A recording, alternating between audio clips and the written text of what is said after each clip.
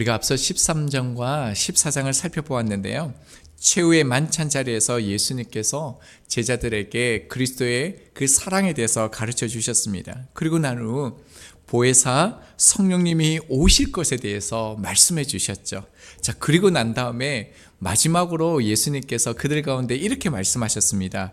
요한복음 14장 31절 하반절을 보면요, 일어나라 여기를 떠나자 하시니라 라고 말씀하셨습니다. 예수님께서 이제 어디론가 가십니다. 일어나셔서 어디론가 가셨는데 주님은 지금 어디로 가시는 걸까요? 요한복음 18장 1절을 보면요, 함께 기드론 시내 건너편으로 나가시니 그곳에 동산이 있는데 라고 장소를 기록하고 있습니다. 자, 그러니까 예수님께서 일어나셔서 이제요 겟세마네 동산으로 가시는 길 그 가운데 있다라는 겁니다. 자, 그 예수님께서 기도하러 가시는 그 길 가운데서요 포도나무 열매를 보시면서 예수님께서 또한 그들 가운데 가르치시는데 무엇을 가르치시냐면요, 주님과 하나님과의 관계를 말씀하세요. 그리고 제자들과 주님의 관계가 어떠한 건지에 대해서 말씀해 주십니다. 함께 살펴보겠습니다. 1절입니다. 나는 참 포도나무요 내 아버지는 농부라 라고 말씀합니다. 예수님께서 나는 참 포도나무다 이라고 선언하셨습니다. 이 형식은요 우리가 앞서서 보았던 요한복음에서 나는 뭐뭐이다 에고 에이미 용법과 같습니다. 7개의 그 선언 중에서요 이제 주님께서 마지막 선언으로 나는 참 포도나무다 라고 말씀하신 것입니다. 자, 예수님께서 이제 포도나무 비유를 사용하시는데요, 왜 수많은 나무 가운데서 포도나무 비유를 말씀하신 줄 아십니까? 왜냐하면요 구약의 선지자들이 이미 포도나무가요 이스라엘 백성을 의미하는 것을 말씀하셨기 때문에 그렇습니다. 이사야서 5장 2절입니다.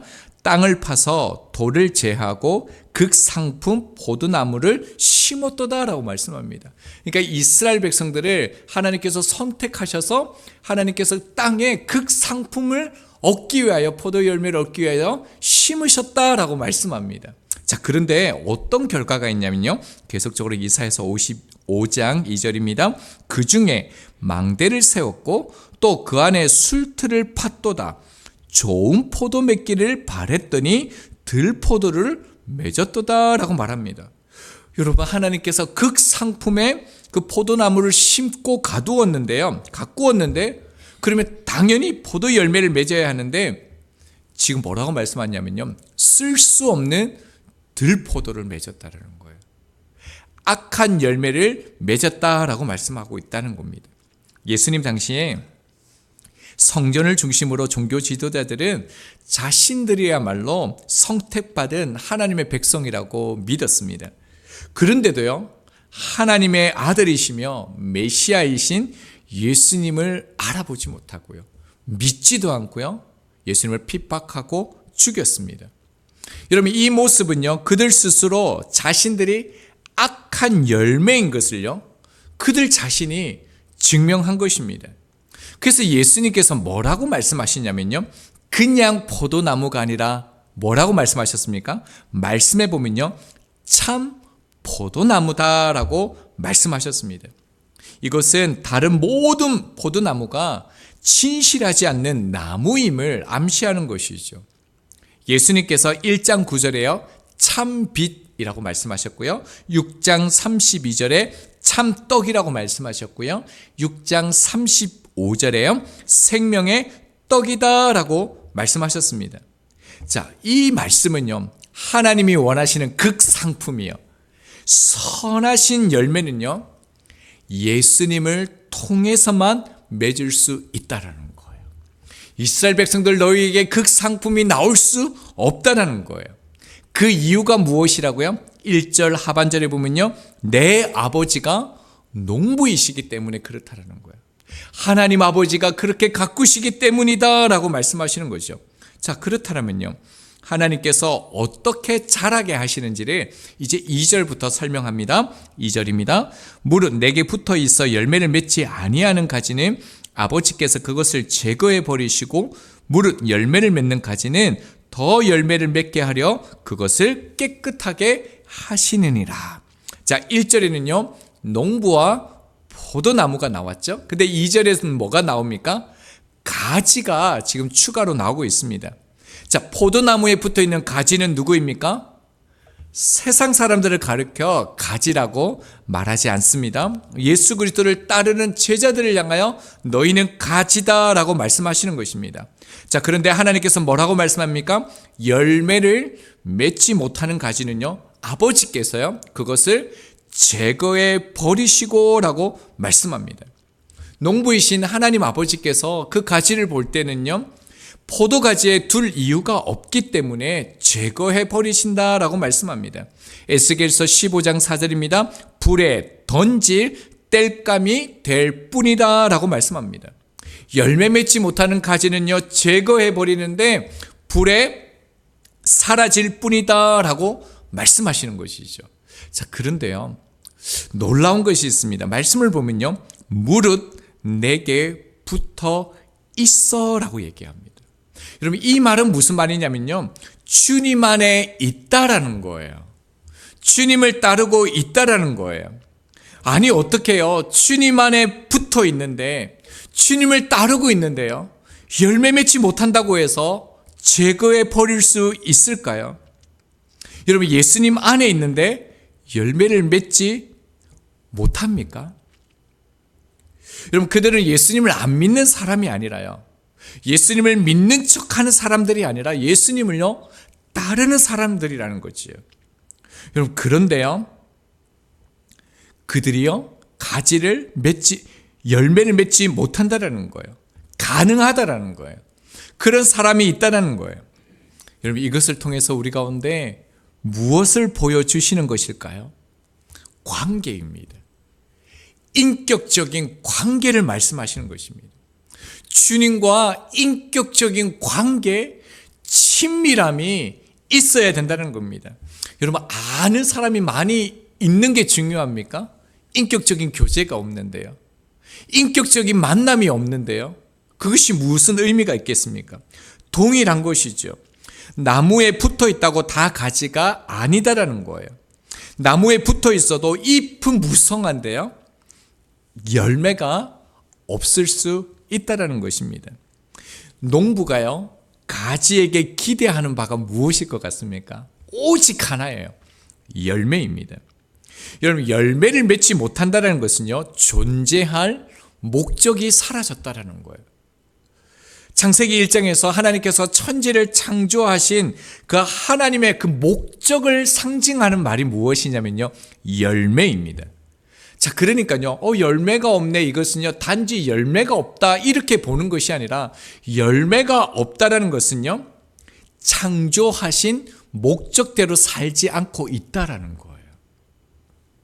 그래서 이사야서 5장 7절에 보면 이스라엘 백성들을 향하여 이렇게 말씀합니다. 무릇 만군의 여호와의 포도원은 이스라엘의 족속이요 라고 말합니다. 분명히 이스라엘 백성들은 포도원의 그 족속이 맞습니다. 그가 기뻐하시는 나무는 유다 사람이라 그들에게 정의를 바라셨더니 도리어 포악이요 그들에게 공의를 바라셨더니 도리어 부르짖음이었도다 라고 말합니다.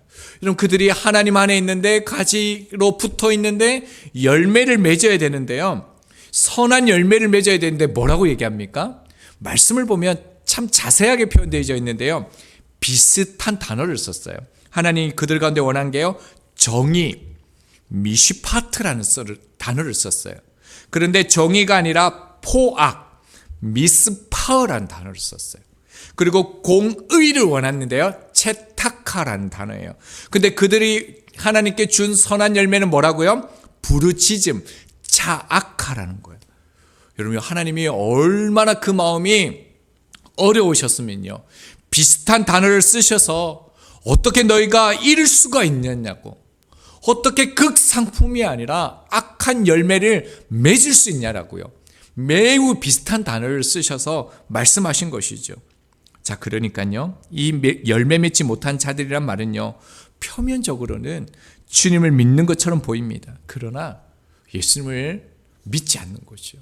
배척하고요, 말씀을 배척하고 말씀을 핍박하는 이들이라는 거예요. 그래서 주님께서 이들을 향하여 이렇게 말씀하셨는데요. 혹시 우리 마태복음 7장 20절로 한번 찾아볼까요? 본문은 그대로 드시고요. 마태복음 7장 20절을 같이 한번 찾아봤으면 좋겠습니다. 마태복음 7장 20절에서 23절입니다. 이름으로 그들의 열매로 그들을 알리라. 나더러 주여 주여 하는 자마다 다 천국에 들어갈 것이 아니요 다만 하늘에 계신 내 아버지의 뜻대로 행하는 자라야 들어가리라. 그날에 많은 사람이 나더러 이르되 주여 주여 우리가 주의 이름으로 선지자 노릇하며 주의 이름으로 귀신을 쫓아내며 주의 이름으로 많은 권능을 행하지 아니하였나이까 하리니 그때 내가 그들에게 밝히 말하되 내가 너희를 도무지 알지 못하니 불법을 행하는 자들아 내게서 떠나가라 하리라. 이 말씀은 분명히 거짓 선지자들에 대한 경고입니다. 그들을 향하여 주님께서 뭐라고 말씀하셨냐면요, 도무지 알지 못한다라고 말씀하셨습니다. 여러분, 이 말은요, 처음에는 알았는데 내가 너희를 나중에는 모른 채 하겠다, 이런 말씀이 아니라요, 처음부터 나는 너희들이 안 적이 없다라는 말씀입니다. 표면적으로 제자로서의 그런 모습을 흉내냈지만 하나님 뜻대로 살아간 게 아니라는 것이죠. 하나님께서는요, 이렇게 불법을 행하고요, 가지에 붙어 있음에도 불구하고 열매를 맺지 않는 자들을요, 분명히 제거해 버리신다라고 말씀하시는 것이죠.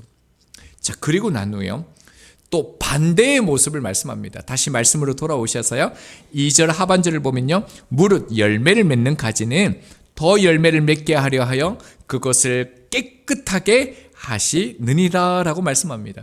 여러분, 깨끗하게 한다라는 것은요, 이렇게 물로 씻는다 뭐 이런 의미가 아니라요, 다른 쓸모없는 가지들을 이렇게 잘라낸다, 우리 가지치기라 그러죠. 그 단어를 의미한다는 단어입니다. 그러니까 하나님께서 더 열매를 맺게 하시려고요, 가지치기를 하신대요. 그런데 이 가지치기는요, 막 자르는 게 아니에요. 더 풍성한 열매를 맺게 하기 위해서요, 시기와 위치를요 잘 살펴가지고 농부 되신 하나님 아버지께서 정성스럽게 어떻게 해요? 가지치기를 하신다는 거예요. 그런데 이 가지치기가 우리 인생 가운데 무엇입니까? 고난이라는 거예요. 이 가지치기가요, 시련이라는 거예요.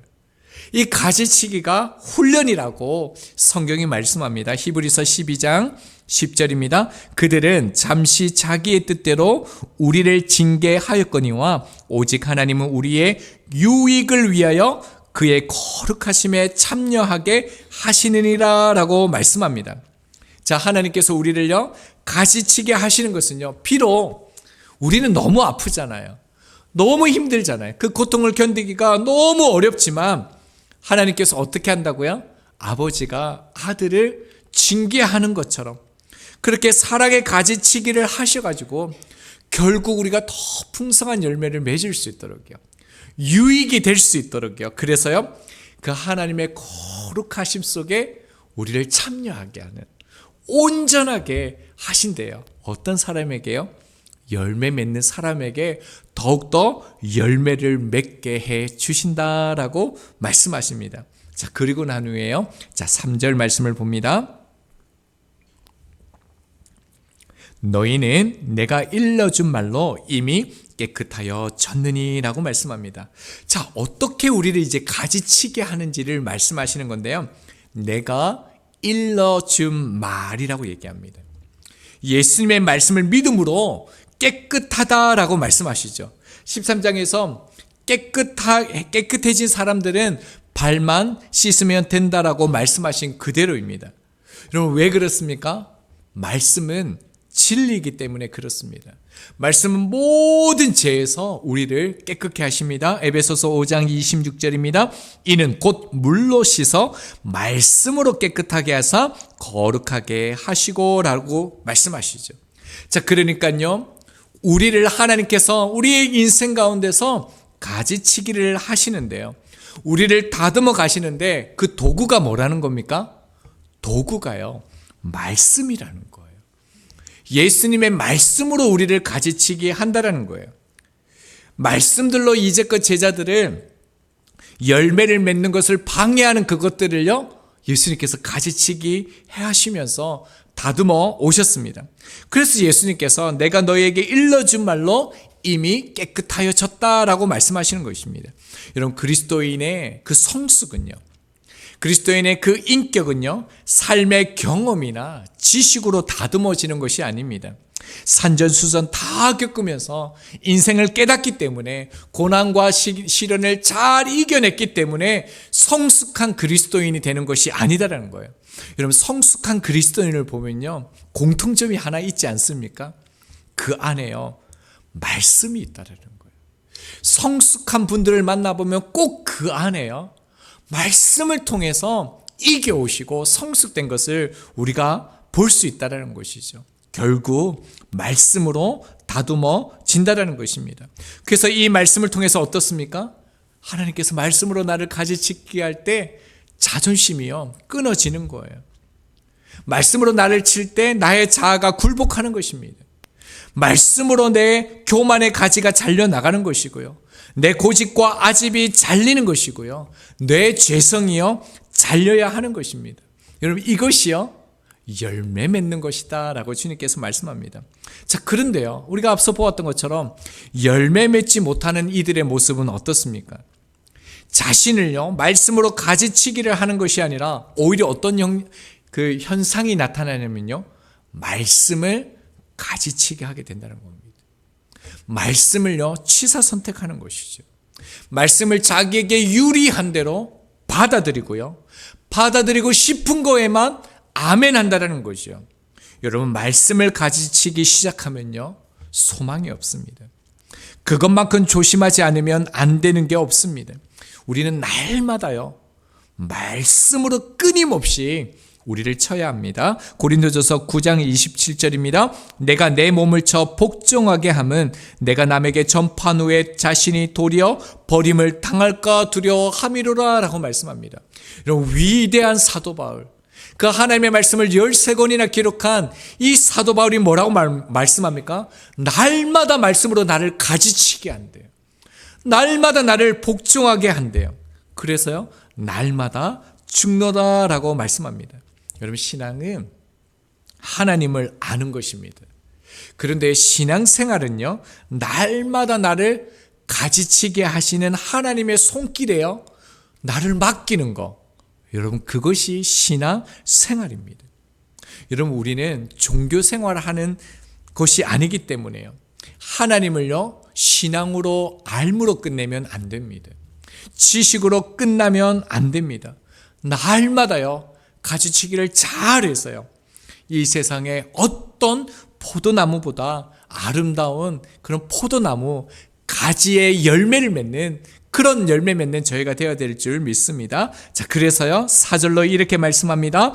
내 안에 거하라, 나도 너 안에 거하리라. 가지가 포도나무에 붙어 있지 아니하면 스스로 열매를 맺을 수 없음같이 너희도 내 안에 있지 아니하면 그러하리라. 이미 앞서서 계속적으로 말씀해 주셨죠. 그리고 저희가 부활소명교회 가운데 있으면서 이 말씀보다 더 많이 들은 말씀이 어디 있습니까? 주님 안에 거하는 거, 주님이 내 안에 거하는 거, 우리가 날마다 이 말씀을 묵상했습니다. 그런데요, 조금 다른 관점으로 한번 보겠습니다. 내 안에 거하라, 나도 너희 안에 거하리라 라고 말씀하시는데요, 내가 주님 안에 거하면 주님이 우리 안에 거한다라는 그런 뉘앙스처럼 이렇게 표현되어져 있는데요, 원문은 조금 다릅니다. 의미가 어떻게 되어 있냐면요, 내 안에 거하면, 그리하면 나도 너희 안에 거하리라, 이런 의미가 아니에요. 어떻게 되어지냐면요, 그리고로 연결되어져 있습니다.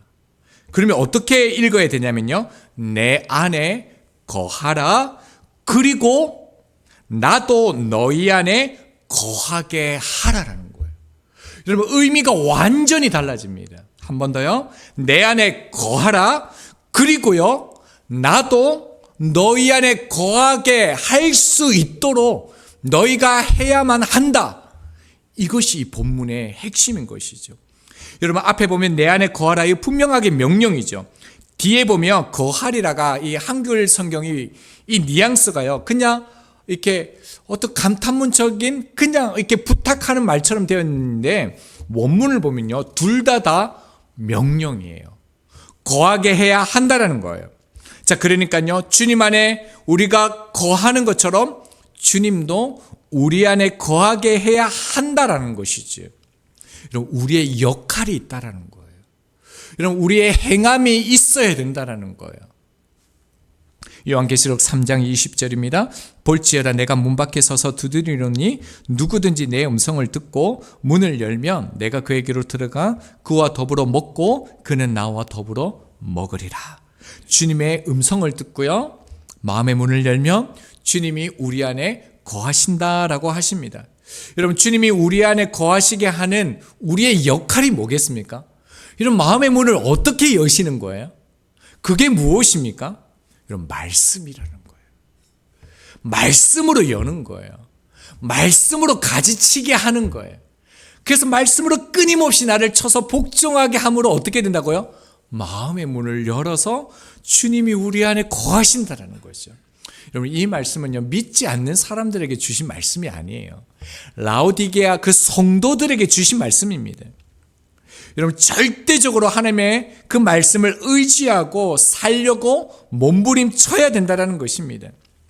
말씀이 우리를 가지치게 할 때요, 비록 아프고 힘들지만 받아들여야 하는, 순종해야 하는 역할이 누구에게 있다고요? 우리에게 있다라는 거예요. 그래서 말씀을 우리 속에 풍성하게 거하는 거, 그것이 열매 맺는 삶이고 주님이 우리 안에 거하신다라고 말씀하시는 것입니다. 이제 말씀을 맺겠습니다. 여러분, 예수님께서 제자들에게 다시 한 번 더요, 내 안에 거하라, 다시 이렇게 명령하셨습니다. 여러분, 이 말씀을 참 묵상해 보니까 너무 놀라운 거예요. 너무 신비로운 거예요. 여러분, 주님이 우리 안에 거하시겠대요. 내 안에 거하라라고 명령하십니다. 여러분, 이 명령은요, 하나님이 주시는 선물 중에서 가장 위대한 선물일 것입니다. 출애굽기 33장 20절에요, 모세가 하나님의 영광을 보여달라 그랬잖아요. 하나님의 얼굴을 보여달라 그랬잖아요. 근데 얼굴을 보지 못했죠. 왜냐하면 하나님의 얼굴을 보는 자마다 다 죽기 때문에 그렇습니다. 그래서 하나님께서 등만 보여주시죠. 그런데 여러분 아시잖아요, 모세가 하나님의 등만 보고도요, 감동했어요. 그리고 그 이후에 그가 이 땅에서 구하는 것이 없었습니다. 여러분, 그것만 보아도 이 땅에서 더 이상 다른 것을 바라지 않았습니다. 그뿐만 아니라 이사야서 6장에 보면 이사야가 성전에서 하나님이 옷자락이 가득한 것을 봅니다. 천사들의 노랫소리만 듣습니다. 그 앞에 엎드려집니다. 그 안에 무한한 그 황홀경, 그 감동 가운데 빠져서 바닥에 엎드려서 그 하나님 앞에 나아가는 그런 모습들이 나옵니다. 여러분, 그런데요, 우리는요, 하나님과 거리를 유지하면서요, 옷자락과 등과 얼굴을 보는 그런 관계가 아니라요, 여러분, 그 안에 사는 것입니다. 연합하는 것입니다. 여러분, 이 말은 어떤 의미가 되냐면, 그분이 우리 안에 거하시기 때문에요, 하나님이 우리의 존재가 되어주시는 사건이라는 것입니다. 여러분, 그러므로요, 우리가 예수님 안에 거한다는 말은요, 그가 행하시는 대로 우리 또 행한다라는 그 의미가 되는 것이지요. 이런 포도나무 이 비유가 무엇 다음에 연결되는지를 우리가 놓치면 안 됩니다. 이 포도나무 비유는요, 보혜사 성령님을 주시겠다라고 말씀하시고 난 다음에 직후에 이 말씀이 등장하고 있다는 것입니다. 이런 포도나무와 가지를 연결하는 그 매개체가 뭐라고요? 내 노력이 아니라는 거예요. 내 열심이 아니라는 거예요. 어떻습니까? 성령이라는 것입니다. 우리가 성령을 통하여 열매를 맺는다라는 것입니다. 즉, 우리가 성령의 열매를 맺어가는 그리스도인이 되어진다는 것입니다. 성령님의 열매가 나타내는 것이야말로요, 아버지께 영광을 드리는 일이 되는 것이죠. 자, 그렇다면요, 우리 결론적으로 성령의 열매가 무엇입니까? 갈라디아서 5장 22절입니다. 오직 성령의 열매는 사랑이다라고 시작합니다. 여러분, 성령의 열매는요, 사랑 없으면 다른 거는 아무것도 소용없다라는 거예요. 성령의 열매는 사랑부터, 사랑이 있어야지만 다른 성령의 열매가 맺혀진다라는 거예요. 요한 1서 4장 8절입니다. 사랑하지 아니하는 자는 하나님을 알지 못하나니 이는 하나님은 사랑이심이라 라고 얘기합니다. 이런 본문의 열매와요, 이 성령의 열매가 같은 단어입니다. 결국 예수님 안에 거하고 예수님이 우리 안에 거하시면 이는 결국요, 우리가 예수님과 같다라는 뜻이에요. 즉 우리가 예수님으로 살아간다는 의미인 동시에요, 어떤 의미가 됐습니까? 예수님이요 우리로 살아가신다는 의미입니다. 즉 예수님께서 나를 통해서 당신의 그 선하심과 그 아름다우심과 당신의 그 사랑을요 나타내신다는 것입니다. 그래서 요한복음에 보면 그 열매라는 단어가요 10번 정도가 나와요. 근데 어디에서 갑자기 이게 쏟아지냐면요, 15장에서요 8번이 열매라는 단어가 쏟아집니다. 그뿐만 아니라 우리가 앞에서 보았던 것처럼 사랑이요, 이 15장에서 10번이나 이제 쏟아지게 되어집니다. 무엇을 의미하게 되어집니까? 잡히시긴 전날, 그 하루 전날에 있는 그 밤을 새는 그 시간 동안에요, 예수님께서 사랑과 그 열매를 갑자기 다 쏟아냈다라는 거예요. 여러분, 이 말은요, 십자가에 가까울수록 성령의 열매가 가깝다라는 말입니다. 여러분, 십자가의 삶에 가까울수록 사랑이 나타난다라는 거예요. 여러분, 세상 사람들은 십자가를 피할 때 기쁨을 누리고요, 평안이 있고 안전하다고, 그래서 십자가를 피하는 것이 유익이 있다라고 생각하는데요. 그런데 성경은요, 예수 그리스도께서 우리에게 십자가에 가까울수록 주님 안에 거하고요, 영적인 그 성령의 열매가 맺혀진다라고 말씀합니다. 요한복음 14장 31절을 우리가 서두에서 읽었는데요, 일어나라 여기를 떠나자 하시니라. 여러분, 여기에서 예수님께서 일어나라라고 제자들에게 말씀하셨습니다. 그리고 함께 가자라고 말씀하셨습니다. 여러분, 근데 주님께서 이 일어나라라는 이 단어를 한 번 더 사용하셨거든요. 앞서 어디서 사용하신 줄 아세요? 마가복음 5장 41절에 보면요, 그 아이의 손을 잡고 이르시되 달리다꿈 하시니 번역하며 곧 내가 내게 말하노니 소녀야 일어나라. 여러분, 여기에서 일어나라 이 단어가 이 14장 31절의 단어와 똑같습니다. 죽은 회당장 야이로의 딸을 일으키실 때 사용하신 단어입니다. 예수님의 손이요 그 아이에게 닿자 그 아이가 살아났습니다. 여러분, 지금 예수님께서 그 제자들에게 일어나라라고 말씀하시고 난 다음에요, 마가의 다락방을 나오셔서요 지금 계속해서 이동하고 계십니다. 여러분, 예수님께서 어디를 향하여 지금 가고 계십니까? 십자가이지요. 십자가를 향하여 나아가셨고요, 살려내는 곳으로 나아갔습니다. 여러분, 이제 우리 가운데 2025년이 주어졌습니다. 여러분, 우리는 어디로 지금 나아가고 있습니까? 여러분의 길의 목적지는 어디이겠습니까? 오늘 우리가 주신 말씀을 기억하면서요, 주신 말씀을 우리가 살아낼 수 있기를 바랍니다. 십자가를 더욱더 가까이 할 수 있기를 바랍니다. 그래서 우리가 믿지 않는 이들을 향하여서 일어나라, 그들을 향하여 성령의 열매를 나타낼 수 있는 저희들이 되기를 바랍니다. 그래서 우리가 더욱더 주님 안에 거하고요, 또 주님이 우리 안에 거하게 하실 뿐만 아니라 주님이 우리를 통해서 당신의 그 아름다우심과 속성이 더욱더 드러내는 삶을 향하여 나아갈 수 있는 저희들이 되기를 소망합니다. 우리